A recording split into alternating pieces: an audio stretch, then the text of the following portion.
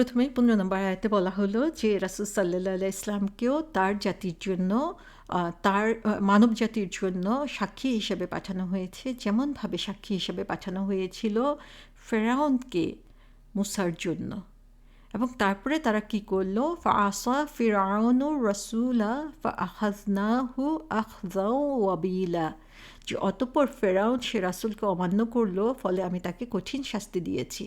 তাহলে সমস্ত এত মিরাকল আমরা জানি, আমরা যদি মুসা আলাইহিস ইসলামের ঘটনা পড়ি তাহলে দেখব যে ফেরাউনের জন্য মুসা আলাইহিস ইসলামের অনেকগুলো মিরাকল ছিল এবং অনেকগুলো খারাপ অবস্থা থেকে ফেরাউন কে উদ্ধার করেছেন মুসা আলাইহিস সালাম আল্লাহর সাহায্যে। এবং সেই রাসূলকে সমস্ত মিরাকল দেখে সমস্ত কিছু বুঝার পরেও ফেরাউন কি করলো, সেই রাসূলকে অমান্য করলো। এবং আল্লাহ সুবহানাহু ওয়া তাআলা সেই অমান্য করার শাস্তি কি দিলেন, তাকে হচ্ছে কঠিন শাস্তি তিনি সেখানে দিলেন। তাহলে এখানে আল্লাহ সুবহানাহু ওয়া তাআলা বলছেন যে প্রথম কথা হচ্ছে, তুমি যদি তোমার কাছে যে মেসেঞ্জার এসেছে বা যে রাসূল এসেছে, সেই রাসূলের যে কথা, সেই রাসূলের যে দাওয়াত, সেই রাসূলের যে নির্দেশ, সেটাকে যদি তুমি ফলো না করো তাহলে তোমার জন্য সে ধরনের পরিণামই নির্ধারিত রয়েছে যে ধরনের পরিণাম নির্ধারিত করা হয়েছিল ফেরাউনের জন্য। এই পৃথিবীতে এখন এমন কোনো মানুষ আছে কি না যে হচ্ছে ফেরাউনের পক্ষে কথা বলবে, যে হচ্ছে ফেরাউনের জন্য করুণাবোধ করবে বা ফেরাউনকে সাপোর্ট করবে? এমন কোনো মানুষ কিন্তু নাই। আল্লাহ সুবহানাহু ওয়া তাআলা বলছেন যে যারাই এ রাসূলকে অমান্য করবে, সে রাসূলকে অমান্য করার পরিণাম হচ্ছে ফেরাউনকে যে ধরনের শাস্তি দেওয়া হয়েছিল সে ধরনের শাস্তি হচ্ছে তাদেরকে দেওয়া হবে।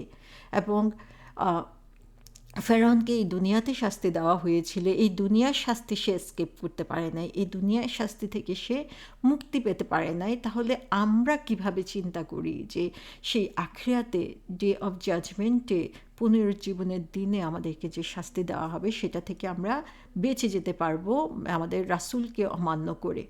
এখানে আমরা দেখি বলা হচ্ছে ফাআসা, ফা মানে হচ্ছে সো, তার মানে হচ্ছে কি যে একটা কনসিকুয়েন্স হিসাবে সেই কাজটা করেছে, সেই কারণে হচ্ছে তাকে এই রেজাল্টটা দেওয়া হলো। তাহলে রাসূল সাল্লাল্লাহু আলাইহি সাল্লামকে অমান্য করার কারণে ফেরাউনকে অমান্য মুসা আলাইহিস সালামকে অমান্য করার কারণে ফেরাউনকে যেমন শাস্তি দেওয়া হয়েছে, সেরকম শাস্তি দেওয়া হবে রাসূল সাল্লাল্লাহু আলাইহি সাল্লামকে অমান্য করার কারণে। আসা শব্দের মানে হচ্ছে ডিসওবে, মানে হচ্ছে অনুসরণ না করা। যেই কথাটা বলা হয়েছে, যে কাজটা করতে বলা হয়েছে সেটা ফলো না করা। অথবা আসা শব্দের আরেকটা মানে হচ্ছে তার বিরোধিতা করা। তার আরেকটা শব্দ হচ্ছে আনুগত্য করতে অস্বীকার করা।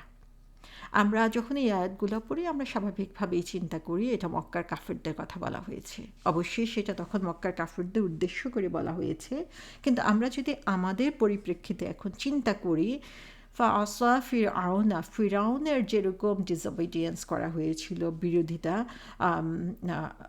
ফিরআউন যেরকমভাবে ডিসঅবিডিয়েন্স করেছিল, আনুগত্য করে নাই, কথা ফলো করে নাই, বিরোধিতা করেছিল, সেরকম কোনো কিছুকে আমরা করছি এখন? আমরা হয়তো বা ফিরআউনের মতো ওরকম ঔদ্ধত্য প্রকাশ করছি না, কিন্তু আমরা কি রাসূল সাল্লাল্লাহু আলাইহি ইসলামের দেওয়া সমস্ত নির্দেশ সঠিকভাবে পালন করছি? আমরা কি কোনো নির্দেশের বিরোধিতা করছি না? আমরা কি রাসূল সাল্লাল্লাহু আলাইহি ইসলামের আনুগত্য করতে কখনো অস্বীকার করছি? আমরা যদি একটু চিন্তা করি তাহলে দেখব আমরা রাসূল সাল্লাল্লাহু আলাইহি ইসলামকে ভালোবাসি, কিন্তু যেভাবে তার নির্দেশগুলো ফলো করার কথা সেভাবে কিন্তু আমরা করছি না। এবং অনেক সময় যখনই সেটা আমাদের স্বার্থে আঘাত হানে তখনই আমরা কি বলি যে এটার যৌক্তিকতা নিয়ে আমরা চিন্তা ভাবনা করতে থাকি, সেটা নিয়ে আলোচনা করতে থাকি। অথচ রাসূল সাল্লাল্লাহু আলাইহি সাল্লামের জীবন হচ্ছে আমাদের জন্য উসওয়াতুল হাসানা, সর্বোত্তম আদর্শ, উৎকৃষ্ট আদর্শ আমাদের জন্য রেখে দেওয়া হয়েছে।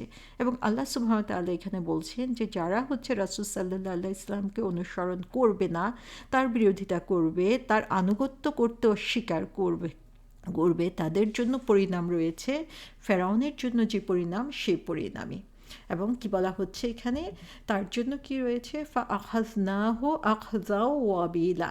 এবং এই অধ্যত্বের কারণে, এই ডিসঅবিডিয়েন্সের কারণে, এই বিরোধিতার কারণে তাকে কি করা হয়েছে, এর কনসিকুয়েন্স হিসাবে, এর ফলাফল হিসাবে তাকে কি করা হয়েছে, আখাযনা, যে আমরা তাকে গ্রেব, আখাযা মানে হচ্ছে কাউকে চেপে ধরা, যে তাকে এই যে ঘাড়ে ধরে নিয়ে আসা যেরকম সেরকম বোঝানোর জন্য আখাজা বলা হয়ে থাকে, যে তাকে এমনভাবে চেপে ধরা হলো কি জন্য, আখজান, যে চরমভাবে তাকে চেপে ধরা হলো, অবিলা। ওয়াবিলা মানে হচ্ছে যেটা হচ্ছে কোনো কাজ করার কারণে তার যে খুবই আনপ্লিজেন্ট বা খুবই কষ্টকর বা খুবই অগ্রহণযোগ্য কোনো ধরনের পরিণাম যখন কোনো কাজের হয় তখন তাকে ওয়াবিলা বলা হয়। তাহলে তাকে যে এই জোর করে চেপে ধরা হলো তার কাজের পরিপ্রেক্ষিতে সেটা অবশ্যই তার জন্য সুখকর ছিল না। তো আখজাও আখাজনাহু আখজা, যে আখাজা সেম শব্দ আমরা দেখি যে এখানে ইউজ করা হয়েছে, আখাজা আখাজা, সেই সেম শব্দ ইউজ করে এটা সিভিয়ারিটি বোঝানো হয়েছে, এটা যে কত তীব্র, এটা যে কত কঠিন হবে সেটা এখানে বোঝানো হয়েছে।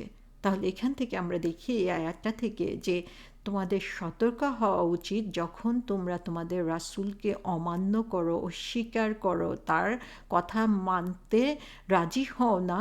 কারণ হচ্ছে ফেরাউনের জন্য যে ধরনের শাস্তি দেওয়া হয়েছে তোমাদের জন্য সে ধরনের শাস্তি আসতে পারে, এবং আল্লাহ সুবহানাহু ওয়া তাআলা এটা করতে পারেন। আল্লাহ সুবহানাহু ওয়া তাআলার সেই শক্তি এবং ক্ষমতা অবশ্যই রয়েছে।